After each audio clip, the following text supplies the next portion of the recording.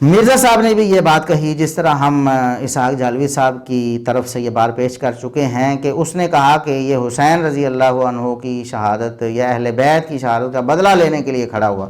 مرزا صاحب یہ کہتے ہیں وہ تو علی رضی اللہ عنہ کی اولاد کے دفاع کے لیے کھڑا ہوا تھا، وہ تو حضرت علی کے اولاد کے دفاع کے لیے کھڑا ہوا تھا۔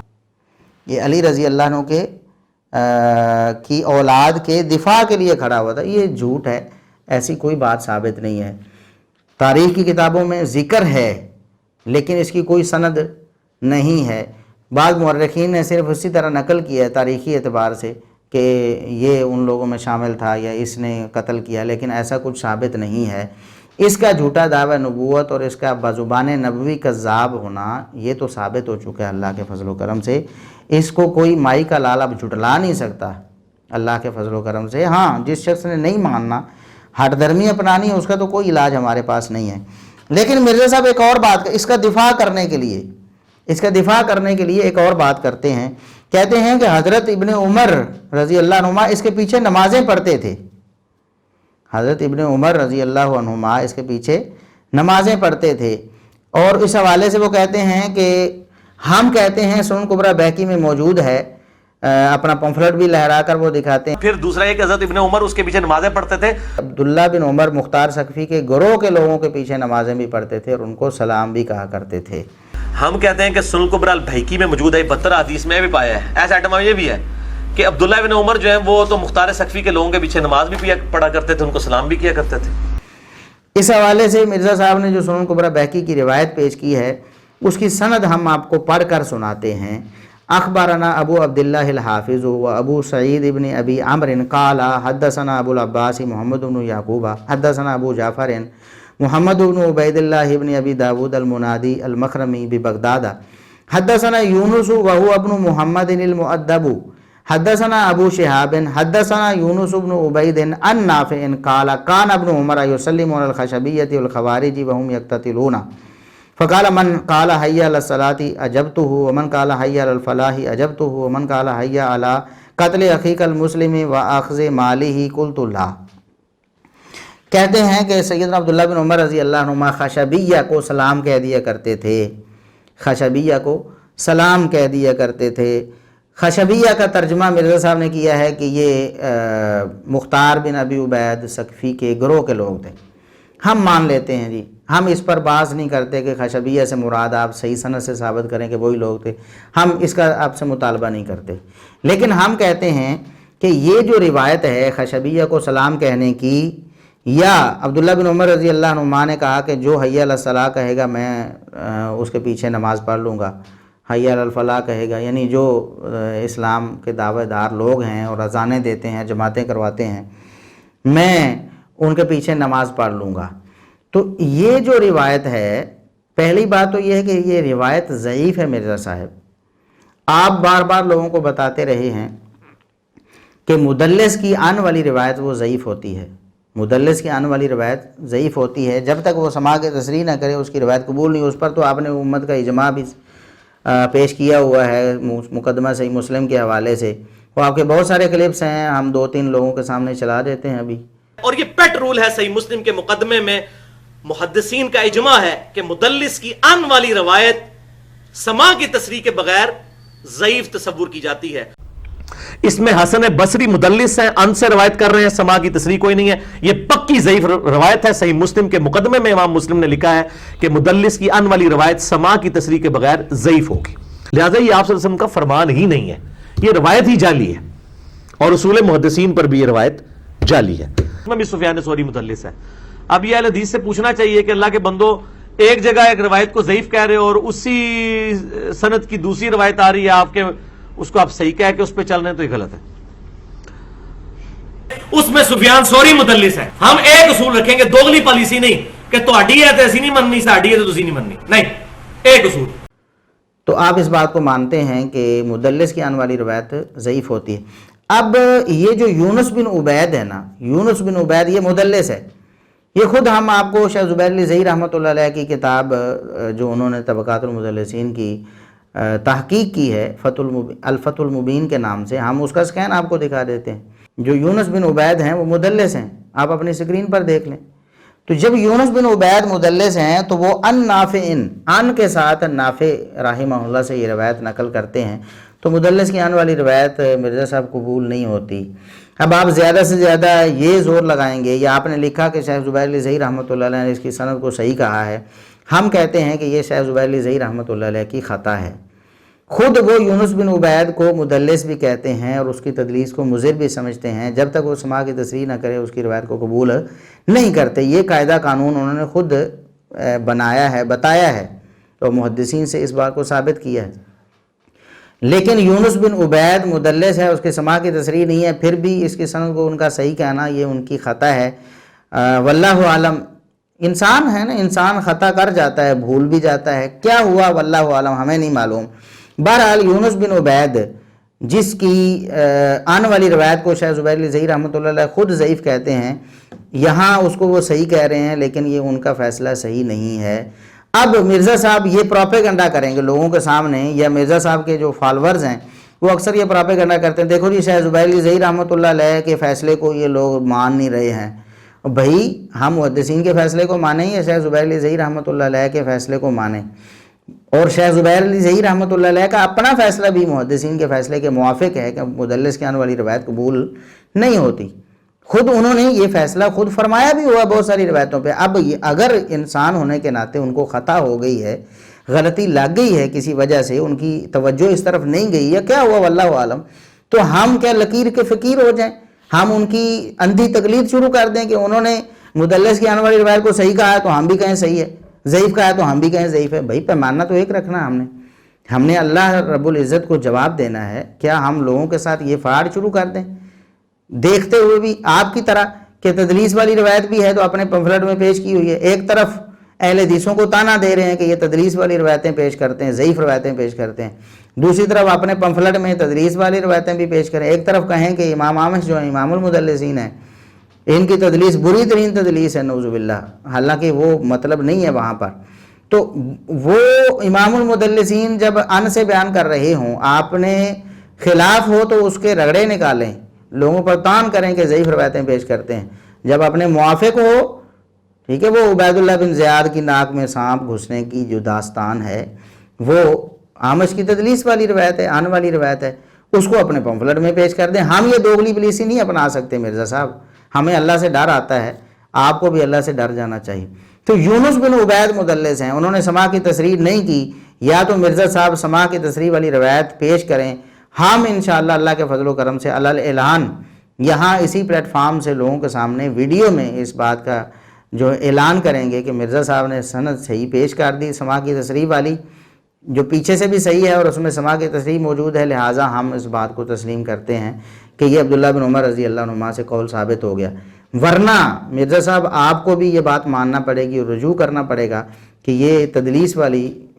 روایت ہے، سماع کی تصریح نہیں ہے، لہٰذا اپنے اصول پر قائم رہتے ہوئے میں اعلان رجوع کرتا ہوں۔ لیکن مرزا صاحب ہمیں امید نہیں ہے ابھی تک، آپ کے جو طرز عمل ہے اس سے تو ہمیں کوئی امید نہیں ہے۔ باقی دعا ہم کرتے ہیں اللہ رب العزت آپ کو حق و انصاف کا دامن تھامنے کی توفیق عطا فرمائے۔ تو بہرحال پہلی بات یہ ہے کہ یہ روایت ضعیف ہے، یہ روایت ثابت ہی نہیں، لہٰذا سیدنا عبداللہ بن عمر رضی اللہ عنہما کا ان کے پیچھے نمازیں پڑھنا یہ ثابت ہی نہیں ہے۔ دوسری بات، یا ان کو سلام کہنا جس طرح اس روایت میں ہے، ثابت ہی نہیں۔ دوسری بات یہ ہے کہ یہ مختار کے پیچھے انہوں نے نمازیں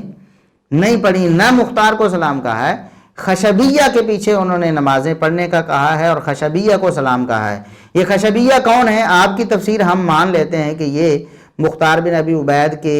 گروہ کے بندے تھے، تو کیا سارے بندوں کا نقطہ نظر یا نظریہ وہی تھا جو مختار بن ابی عبید کا تھا؟ ایک سیاسی طور پر لوگ تو جمع تو ہو سکتے ہیں نا، ایک شخص کے ساتھ مل سکتے ہیں، جس طرح وہ دعویٰ کرتا تھا نا اہل بیت کی محبت کا نام لیتا تھا، تو بعض سادے لوگ جو بیچارے ہیں، نیک لوگ بھی اس کے ساتھ مل گئے ہوں گے کہ ہم بھی اہل بیت سے محبت کرتے ہیں، ہم اس کے ساتھ مل کر کچھ کرتے ہیں۔ یہ تو چونکہ آڑ کے طور پر اہل بیت کا نام استعمال کر رہا تھا سیاسی مقاصد کے لیے، خود حکومت اور غلبہ حاصل کرنے کے لیے، تو لہٰذا ان لوگوں کا کیا قصور جنہیں اس کی خباثت کا پتہ ہی نہیں تھا؟ اور پھر اس دور میں جس دور میں عبداللہ بن عمر رضی اللہ عنہما اس کے بندوں کے پیچھے نمازیں پڑھتے، اس کے گروہ کے لوگوں کے پیچھے، کیا اس وقت اس نے دعویٰ نبوت کیا ہوا تھا؟ لوگوں کو پتہ چل گیا تھا کہ یہ ملعون دعویٰ نبوت کرتا ہے؟ یہ ساری باتیں ثابت کرنا ہوں گی۔ بالفرض اگر ہم مان بھی لیں کہ یہ روایت صحیح ہے، حالانکہ یہ روایت ہی ضعیف ہے، لہٰذا ایسا کچھ ہوا ہی نہیں۔ اگر ہوا ہے تو بھی مختار بن ابی عبید کا جھوٹ اس سے نفی نہیں ہوتا، اس کے جھوٹ کو پروٹیکشن نہیں ملتی ہے، اس کے دعوی نبوت کی نفی نہیں ہوتی اس سے۔ تیسری بات ہم جو مرزا صاحب کو پیش کرنا چاہتے ہیں کہ شیخ زبیر علی زئی رحمۃ اللہ علیہ نے اس روایت کی سند کو کہ عبداللہ بن عمر رضی اللہ عنہما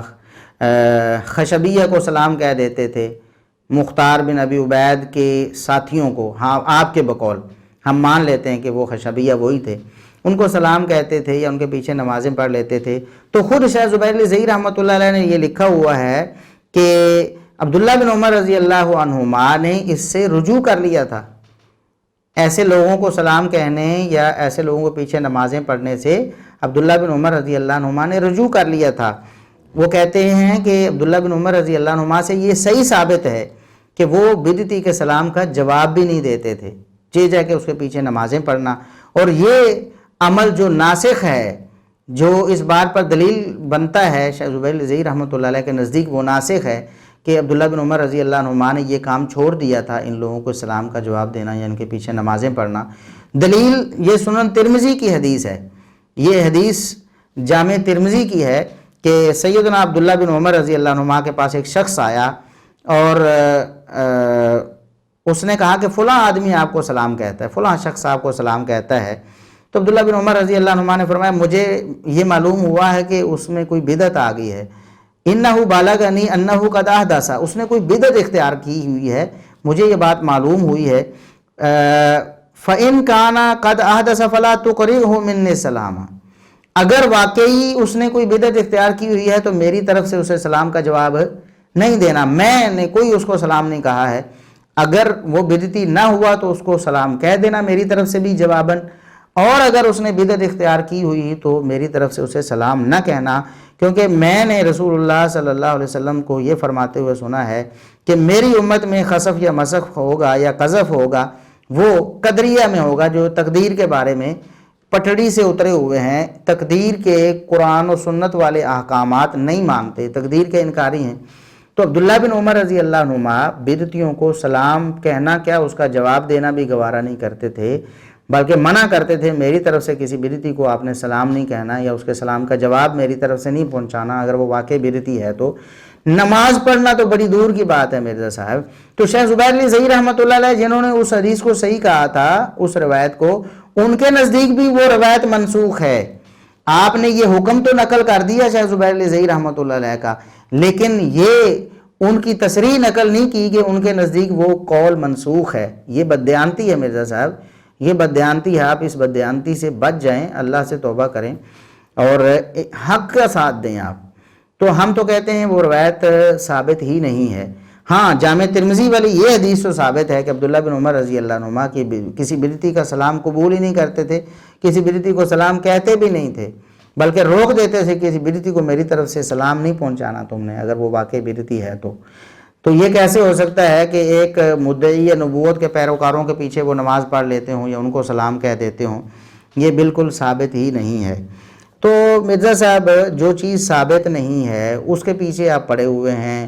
آپ یہ بہت مرزا صاحب پروپیگنڈا کرتے تھے کہ سب کے پیچھے نمازیں پڑھو، بدعتیوں کے پیچھے، مشرکوں کے پیچھے، سب کے پیچھے نمازیں پڑھو، شیعوں کے پیچھے، سنیوں کے پیچھے، شیعہ سنیوں کے پیچھے، سنی شیعوں کے پیچھے، اور سب ایک دوسرے کے پیچھے نماز پڑھیں۔ دلیل کیا تھی؟ عبداللہ بن عمر رضی اللہ عنہما بدعتیوں کے پیچھے نمازیں پڑھتے تھے۔ مرزا صاحب یہ آپ کی دلیل آج گئی۔ بدعتی کے پیچھے نماز پڑھنے کا مسئلہ یا بدعتی کی عزت و تکریم کرنے کا مسئلہ یہ آج آپ کا حل ہو گیا، اللہ کے فضل و کرم سے ہم نے کر دیا ہے۔ آپ یا تو آپ کے پاس مہلت ہے ساری زندگی، آپ یونس بن عبید کے سما کی تصریح لائیں گے، یا پھر آپ اعلان کریں گے کہ بدعتی کے پیچھے نماز پڑھنے کے بارے میں میری جو دلیل تھی نا، جو میں پیش کرتا تھا عبداللہ بن عمر رضی اللہ عنہما والی، وہ تو آج ضعیف ہو گئی ہے، لہٰذا میں اعلان کرتا ہوں کہ وہ روایت ضعیف ہے، میرا اس سے استدلال کرنا درست نہیں ہے۔ تو اب ہم مرزا صاحب سے کچھ سوال کرتے ہیں کہ بنو امیہ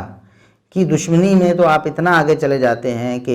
محمد بن قاسم رحمۃ اللہ علیہ سے جو کچھ ثابت نہیں ہے اس کو بھی ثابت کرنے کی کوشش کرتے ہیں، پکڑ دھکڑ کر۔ محمد بن قاسم رحمۃ اللہ علیہ کے بارے میں ائمہ دین نے آپ ہمیں تصریح دکھائیں نا، حافظ بن کثیر، حافظ ذہبی، حافظ بن حجر اور دیگر ائمہ اور اہل بیت کے افراد، انہوں نے کوئی اس طرح کی بات کہی ہو کہ یہ تو ہمارا دشمن ہے، یہ ہمارے نعوذ باللہ عورتوں پر ظلم و ستم کرتا تھا یا اہل بیت کے افراد پر ظلم و ستم کرتا تھا، کوئی ایک صحیح سند ہمیں پیش کریں، یا کوئی ایک جو متبع سنت موحد جو سید ہے جو اہل بیت میں سے، اس سے یہ بات ثابت کریں۔ ہم اس کے الٹ ثابت کرنے کے لیے تیار ہیں اللہ کے فضل و کرم سے۔ ایک طرف تو یہ ہے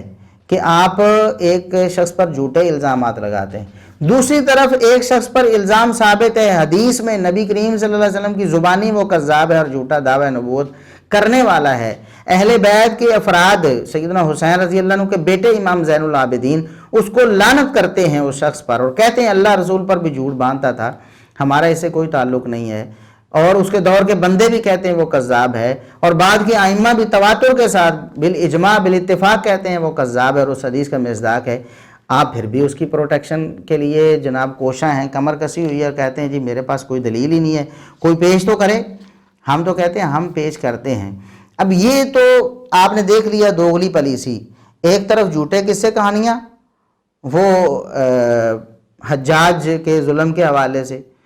بھی پیش کر دیتے ہیں، حالانکہ جو صحیح حدیث سے ثابت ہے ہم بھی مانتے ہیں، یا جو صحیح اسناد روایات سے ثابت ہے ہم بھی حجاج کے ظلم مانتے ہیں، لیکن اس کے بارے میں ضعیف روایتیں بھی قبول ہیں،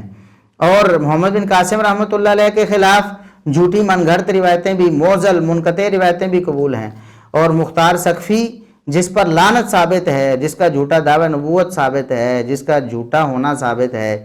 ساری امت کے اتفاق کے ساتھ، اس کا انکار کرنے کے درپے ہیں، اور ادھر سیدنا معاویہ رضی اللہ عنہ کے خلاف جو جھوٹی باتیں جو ثابت نہیں ہیں ان کو ثابت کرنے کی کوشش کرتے ہیں، اور اس پر اجماع ثابت کرنے کی کوشش کرتے ہیں، نعوذ باللہ۔ یہ جالوی صاحب کا نظریہ آپ ذرا سنیں، سیدنا معاویہ رضی اللہ عنہ کے بارے میں کہتے ہیں یزید تو کجا، حضرت معاویہ کو کوئی دنیا میں کوئی عالم نہیں کہتا کہ وہ خلیفہ راشد ہیں، کہتے ہیں سب یہ کہتے ہیں کہ یہ جائر ہیں، نعوذ باللہ۔ جائر کا معنی ظالم ہوتا ہے، امام جائر اور ظالم ہیں، یہ ظلم کرتے رہے، نعوذ باللہ۔ میں نے کہا ساری امت کے علماء جو ہیں ایک بھی نہیں جرت کرے کہ یزید تو کجرا حضرت معاویہ کو کہہ دے کہ وہ خلیفہ راشد، اس کا کوئی حوالہ دے کہ یہ اس نے فیصلہ، نہیں، فیصلہ ختم ہوگا کہ نہیں یہ جائر ہیں، امام جائر اور ظالم ہیں، کرتے رہے۔ ہم جالوی صاحب دنیا سے جا چکے ہیں، ہم کچھ بھی نہیں کہتے، اللہ کے ساتھ ان کا معاملہ ہے۔ ہم ان کے ماننے والوں کو یہ دست بستہ ہم اپیل کریں گے کہ اللہ کے لیے آپ غور کریں۔ ہم صحابہ کرام سے لے کر امت کے سارے جو صلحاء ہیں، علماء ہیں، فقہاء ہیں، ان کے اقوال پیش کر چکے ہیں سیدنا معاویہ رضی اللہ عنہ کے فضائل پر، اور ان کی فضیلت منقبت پر، ان کے ادب و احترام پر، اور یہ لوگ کہتے ہیں جی سارے یہ کہتے تھے کہ وہ ظالم ہیں، وہ نعوذ باللہ ظلم کرتے تھے۔ صحابہ کرام میں سے ہم پیش کر چکے فضائل معاویہ، دفاع معاویہ، وہ سیریز ہماری ہو چکی ہیں، وہ آپ دیکھ سکتے ہیں۔ فضائل معاویہ میں بھی ہم نے پیش کیا سیدنا سعد بن ابی وقاص رضی اللہ عنہ سے صحیح سند کے ساتھ، وہ کہتے ہیں کہ یہ تو حق و انصاف والے ہیں، ایسا عدل و انصاف والا بندہ تو میں نے عثمان رضی اللہ عنہ کے بعد اس دنیا میں کوئی نہیں دیکھا ہے۔ یہ سعد بن ابی وقاص جو اشرا مبشرہ میں سے ہیں، یہ وہ بیان کرتے ہیں۔ اسی طرح سیدنا ابو الدرداء رضی اللہ عنہ وہ گواہی دیتے ہیں، وہ فرماتے ہیں کہ نبی صلی اللہ علیہ وسلم کے بعد آپ والی ہو بہو نماز میں نے کسی میں نہیں دیکھی سوائے سیدنا معاویہ رضی اللہ عنہ سے۔ ام المومنین سیدہ عائشہ رضی اللہ عنہا کہتی ہیں کہ اللہ میری عمر معاویہ کو لگا دے، یعنی اتنا زیادہ ان کا احترام ہے اور ان کی خدمات ہیں کہ ام المومنین رضی اللہ عنہا بھی دعا کرتی ہیں کہ اللہ میری عمر معاویہ کو لگا دے۔ اس طرح اور بھی صحابہ کی گواہیاں ہیں، تابعین کی، ائمہ دین کی گواہیاں ہیں۔ پھر کہتے ہیں کہ خلیفہ راشد کسی نے نہیں کہا۔ ہمارا ایک کلپ ہے سیدنا معاویہ رضی اللہ عنہ خلیفہ راشد سیدنا معاویہ رضی اللہ عنہ، آپ وہ دیکھ سکتے ہیں۔ ہم نے اللہ کے فضل سے ان کی زبانی بھی ثابت کیا ہے۔ یہ کہتے ہیں نا خلافت 30 سال ہے، ہم کہتے ہیں خلافت کا پہلا دور 30 سال ہے۔ یہ مطلب نہیں کیونکہ بعد خلافت ہے ہی نہیں، خلافت تھی، علماء نے تو یہ جو تاریخ الخلفاء سیوطی کا حوالہ دیتے ہیں اس میں کیا ہے، اس میں تو سارے اموی جو حکمران تھے سب کو ہی خلفاء کہا گیا ہے. آپ سیدنا معاویہ رضی اللہ عنہ کو خلیفہ ماننے کے لیے تیار نہیں ہے. انہوں نے تو سب کو ہی خلفاء کہا ہے. خلفاء جمع کا صیغہ ہے نا, خلفاء کی تاریخ, تو علماء خلفاء کہتے ہیں انہیں. آپ بھی کہتے ہیں کہ عمر بن عبدالعزیز رحمۃ اللہ علیہ خلیفہ راشد تھے. بھئی 30 سال میں خلافت ختم ہو گئی تھی, تو اتنے عرصے بعد عمر بن عبدالعزیز رحمۃ اللہ علیہ خلیفہ راشد کیسے بن گئے؟ اور اگر آپ مان لیں کہ خلافت راشدہ تھی بعد میں بھی 30 سال کے بعد بھی, تو سیدنا معاویہ رضی اللہ عنہ کیوں خلیفہ راشد نہیں تھے, جن کے بارے میں امام زہری رحمۃ اللہ علیہ فرماتے ہیں کہ 20 سال کا دور ہے نا سیدنا معاویہ رضی اللہ عنہ کا, ان کا دور حکومت جو ہے, کہتے ہیں کہ عمر بن خطاب کی سیرت پر عمل کیا ہے سیدنا معاویہ رضی اللہ عنہ نے. تو عمر بن خطاب کی سیرت کیا تھی یہ ان لوگوں کو معلوم ہوگی نا. یہ لوگ بھی اعتراف کرتے ہیں کہ عمر بن خطاب حق و انصاف والے اور عدل و انصاف والے اور ظلم و ستم سے بچنے والے اور قتل و غارت گری سے بچنے والے تھے. ان سے کچھ بھی ظلم و ستم, کوئی قتل و غارت ثابت نہیں ہے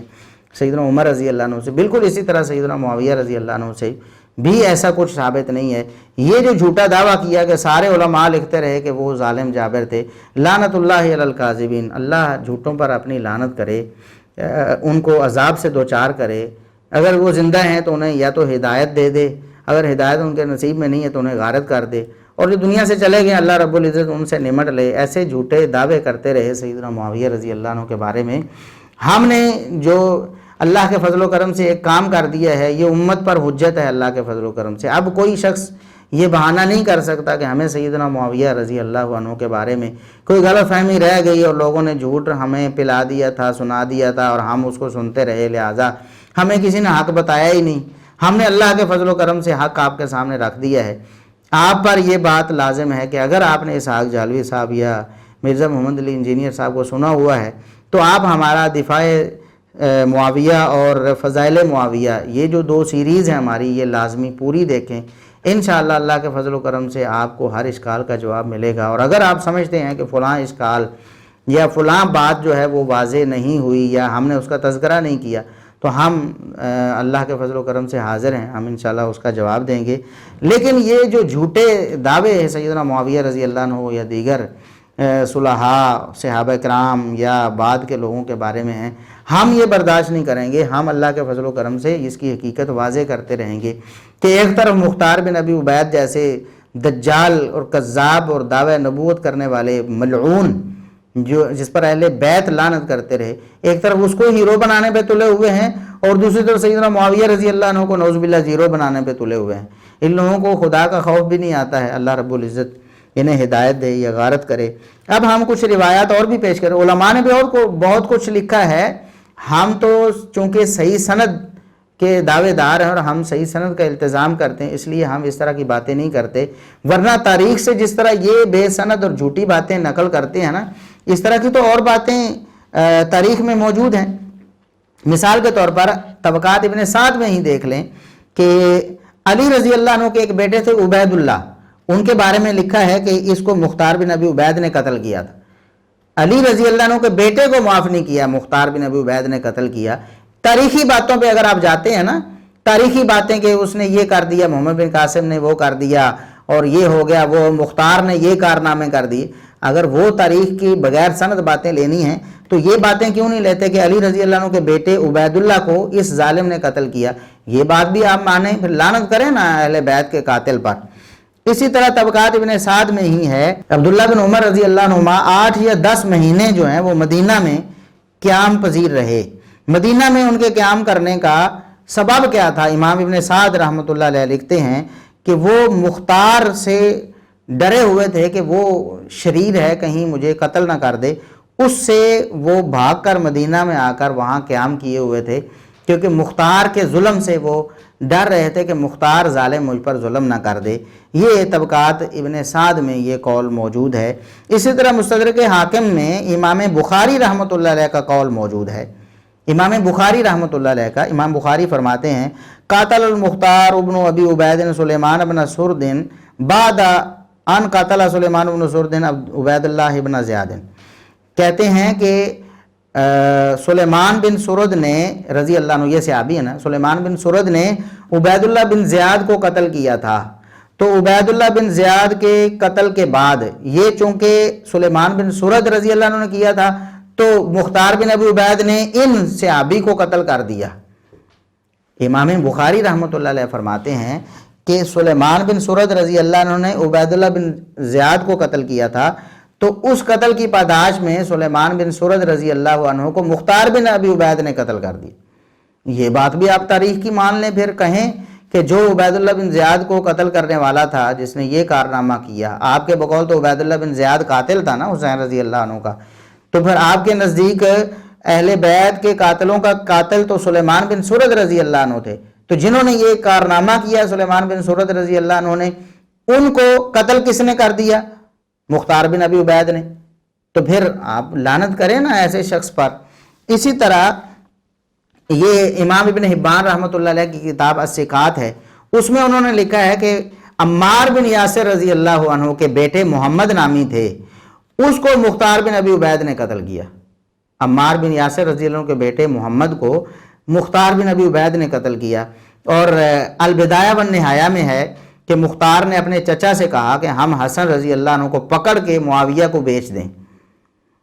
معاویہ رضی اللہ عنہ کے پاس بھیج دیں، یعنی یہ تو مقابل میں دو فوجیں ہیں، تو ہم اس طرح کرتے ہیں، غداری کرتے ہیں، ہم اہل بیت کے نام پر ان کے ساتھ ملے ہوئے ہیں، لیکن ہم اندر کھاتے یہ کرتے ہیں کہ حسن رضی اللہ عنہ کو پکڑتے ہیں، پکڑ کر چپکے سے معاویہ رضی اللہ عنہ کے پاس لے جاتے ہیں اور پھر ان سے کوئی انعام و اکرام لیتے ہیں۔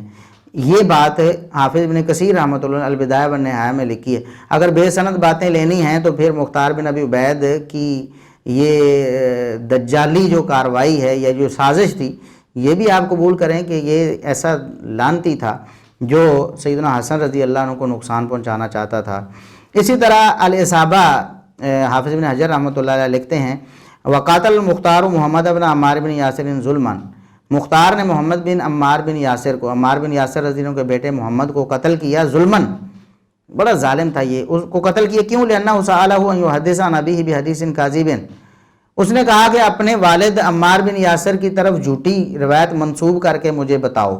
تاکہ میں جھوٹی روایت لوگوں کے سامنے پیش کروں اور کہوں کہ مجھے عمار بن یاسر رضی اللہ عنہ کے بیٹے نے عمار بن یاسر سے یہ حدیث بیان کی ہے۔ فلم یفعل فقاتلہ، عمار بن یاسر رضی اللہ عنہ کے بیٹے نے انکار کر دیا کہ میں جھوٹی حدیث نہیں بیان کروں گا، تو اس نے اسے قتل کر دیا۔ مرزا صاحب اگر آپ نے بے سند باتیں لینی ہیں تو حافظ ابن حجر کی یہ بات کیوں نہیں آپ نے تاریخ سے لے لی؟ آپ جو کہتے ہیں تاریخ تاریخ تاریخ، کہتے ہیں تاریخ کو تب میں جھٹلاؤں جب حدیث اس کے مقابلے میں لے کے آؤ، تو پھر یہ دیکھیں اس کے خلاف کوئی حدیث ہے آپ کے پاس، اس کو بھی مان لیں۔ اسی طرح ایک روایت ہے مسند ابن ابی شیبہ اور مسند احمد میں، مسند احمد میں بھی ابن ابی شیبہ رحمہ اللہ کی سند سے یہ حدیث آئی ہے، یہ روایت آئی ہے۔ اس میں تھوڑا سا ضعف ہے، ایک راوی اس میں مجہول ہے۔ امام ابن حبان رحمۃ اللہ علیہ نے اس کو ثقہ کہا ہے متقدمین میں سے، اور متاخرین میں بعض لوگوں نے اس کی توثیق کی، جیسا کہ عبد الغنی مقدسی رحمۃ اللہ علیہ نے اس کی حدیث کو حسن غریب کہا ہے۔ تو یہ ایک تھوڑا سا ضعف ہے، لیکن یہ روایت مسند احمد میں بھی ہے اور مسند ابن ابی شیبہ میں بھی ہے۔ وہ کیا ہے کہ خالد بن عرفطہ نے کہا مختار کے بارے میں کہ ھذا رجل کذاب، یہ کذاب شخص ہے، اور میں نے نبی کریم صلی اللہ علیہ وسلم کو یہ فرماتے ہوئے سنا ہے من کذب علیہ متعمدا فلیتبوأ مقعدہ من النار، جو شخص مجھ پر جان بوجھ کر جھوٹ باندھتا ہے وہ اپنا ٹھکانہ جہنم سمجھے۔ یعنی کہ خالد بن عرفطہ رحمہ اللہ تعالی وہ کہنا یہ چاہتے ہیں کہ مختار کذاب ہے اور نبی کریم صلی اللہ علیہ وسلم کی اس حدیث کا مصداق اور جہنمی ہے۔ یہ مختار بن ابی عبید کے بارے میں خالد بن عرفطہ کا فتویٰ ہے، اور نبی کی حدیث صلی اللہ علیہ وسلم کی فٹ کی ہے اس نے کہ یہ جہنم میں اس کا ٹھکانہ ہے، کیونکہ نبی کریم صلی اللہ علیہ وسلم پر جھوٹ باندھتا تھا۔ اگر آپ نے بے سند باتیں محمد بن قاسم کے بارے میں یا اس کے کارنامے، یہ مختار کے کارناموں کے بارے میں، اس نے یہ کر دیا، اس نے وہ کر دیا، اگر آپ نے یہ جھوٹے قصے کہانیاں لوگوں کو سنانی ہیں تو یہ باتیں بھی تاریخ سے لے کر نقل کر دیں نا۔ اگرچہ ہم ان کو ثابت نہیں کہتے، ان میں تھوڑا تھوڑا ضعف ہے یا ان کی سندیں نہیں ہیں، تو آپ معیار تو ایک رکھیں نا۔ تاریخ آپ نے اگر ایسے ہی سمیٹنی ہے، جھوٹی سچی سب، سند بے سند سب، اور صحیح الاسناد اور ضعیف الاسناد سب، اور منقطع اور معضل سب اگر آپ نے لینی ہیں اسحاق جالوی صاحب نے اور آپ نے، تو پھر ایسی روایتیں بھی لیں اور لوگوں کے سامنے پیش کریں۔ ہمیں ان کی احتیاج نہیں ہے. ہم تو کہتے ہیں جب نبی کریم صلی اللہ علیہ وسلم کی زبانی وہ کذاب ٹھہر گیا ہے, دعوی نبوت اس کا ثابت بھی ہو گیا ہے, اور امت نے اتفاق کر لیا کہ یہ کذاب اور دجال ہے, اور یہ جبریل کے وحی لانے کا دعویٰ بھی کرتا تھا, اور یہ سارا کچھ ہے, اور اہل بیت کے افراد نے اس پر لعنت بھی کر دی ہے اور اسے کذاب کہا ہے, اللہ رسول پر جھوٹ باندھنے والا, تو پھر ہمیں ان بے سند باتوں کی ضرورت نہیں ہے. لیکن اگر آپ مانتے ہیں نا ان بے سند باتوں کو, تو آپ کو یہ باتیں بھی ماننا پڑیں گی. اللہ رب العزت ہمیں عدل و انصاف کا دامن ہر وقت تھامنے کی توفیق عطا فرمائے, اور تاریخی شخصیات کے بارے میں ہمیشہ اپنا جو دل کی بھڑاس ہے یا اپنی دشمنی ہے کسی خاص خاندان یا کسی خاص فرد کے بارے میں, وہ نکالنے کی بجائے عدل و انصاف اللہ رب العزت ہمیں نصیب فرمائے. حجاج بن یوسف ظالم ہے, ہم اس کا ظلم مانتے ہیں, ہم اس کے ظلم کے دلائل بھی جانتے ہیں, ہم لوگوں کو بھی بتاتے ہیں وہ ظالم تھا, ہم اس کے ظلم کی نفی نہیں کرتے. لیکن نبی کریم صلی اللہ علیہ وسلم نے اس کو ظالم کہنے سے پہلے جس کو کذاب کہا ہے, آپ اس پر مٹی کیوں ڈالتے ہیں, آپ اس کی شانیں کیوں بیان کرتے ہیں, آپ اس کے بارے میں جھوٹا پروپیگنڈا کر کے اسے اہل بیت کے جو ہے وہ حبداروں میں کیوں داخل کرتے ہیں. اہل بیت کا نام اس نے استعمال کیا, جھوٹا پروپیگنڈا کیا اہل بیت کی محبت کا. اس نے کچھ بھی نہیں کیا اہل بیت کے لیے, سب جھوٹ ہے, کچھ ثابت نہیں ہے. جو ثابت ہے اس کا دعوی نبوت, اس کا جھوٹا ہونا, اس کی خباستیں, اس کی کذب بیانیاں وہ ثابت ہیں, وہ آپ تسلیم نہیں کر رہے, وہاں آپ اس کا دفاع کر رہے ہیں. اور محمد بن قاسم رحمۃ اللہ علیہ کے بارے میں جھوٹی باتیں ان کو تواتر بنا کر پیش کر رہے ہیں. خود جھالوی صاحب کہتے ہیں یہ بے بنیاد باتیں, اور آپ کہتے ہیں متواتر ہیں. اللہ رب العزت مرزا صاحب آپ کو, ہم سب کو, ساری دنیا کے سارے مسلمانوں کو عدل و انصاف کو تھامنے کی توفیق عطا فرمائے. اللہ رب العزت ہمیں عدل و انصاف پر زندہ رکھے, ہماری موت عدل و انصاف پہ آئے. اللہ رب العزت ہمیں قیامت کے دن عادل اور منصف مزاج لوگوں کے ساتھ ہمارا حشر کرے. اللہ رب العزت جنت میں ہمیں محمد کریم صلی اللہ علیہ وسلم اور آپ کے پاکیزہ صحابہ کرام اور صلحائے امت اور محدثین اور مفسرین کے ساتھ ہمیں جگہ نصیب فرمائے. وآخر دعوانا ان الحمد للہ رب العالمین.